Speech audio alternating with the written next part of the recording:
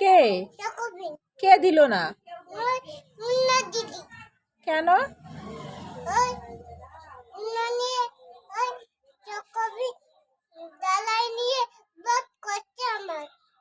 তাই তোমাকে বদ বলেছে? কেন?